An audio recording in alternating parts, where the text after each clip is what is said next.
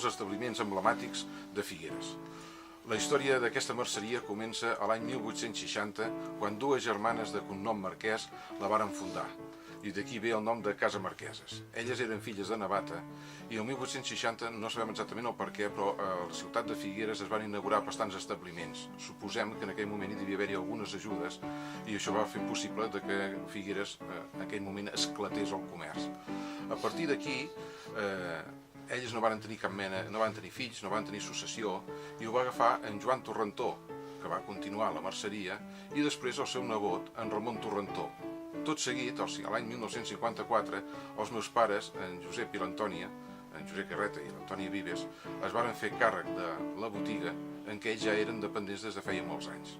I des de la mort del meu pare, l'any 1976, vaig agafar llavors la direcció, diguem-ne, de la botiga, fins que em vaig casar amb la Fina Casals, en què aleshores la portem tots dos, que és a partir de l'any 79.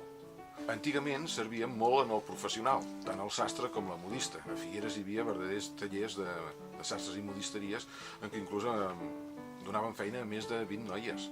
Això era tot un taller, i venien aquí, venien a buscar les coses, venien a buscar els guixos, venien a buscar els botons, venien a buscar les boates, les ombreres, les gomes, els cordons, tot, perquè abans no existia encara el pret-a-porter i evidentment es feia tot d'una forma molt artesana. Hi ha uns anagrames encara de Fabricoes, dels paquets que servien aquí, i era l'any 1930, en què hi ha l'etiqueta, venien en caixes de fusta, clavades en claus, que llavors aquí es tenien que obrir amb el martell, amb l'escarpa, per poder treure tot el gènere que venia a dintre. Doncs des del 1860 cap aquí el que ha canviat molt és l'article que tenim. Es va començar aquí amb vetes i fils i també en perfumeria.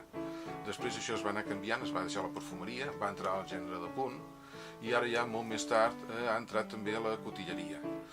Hem de tenir en compte que en aquella època ja es venia tots els útils per poder-se fer una cotilla o el que podríem dir un sostenidor, i esclar, això ja no s'utilitza i el que hem fet ara és ja vendre la peça sencera.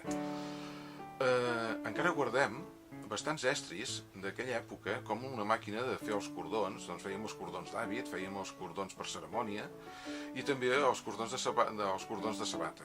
Guardem també les antigues balances en totes les seves peses en què es pesaven els perfums que en aquella època venien de París.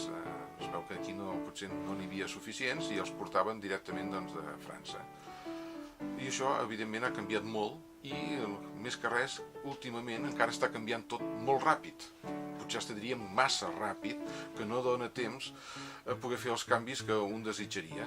Ara ens trobem en una botiga en què l'hem anat reformant, l'hem anat posant al dia, però que esclar caldria canviar-la molt més, però perdria l'encant d'aquesta antiguitat centenària.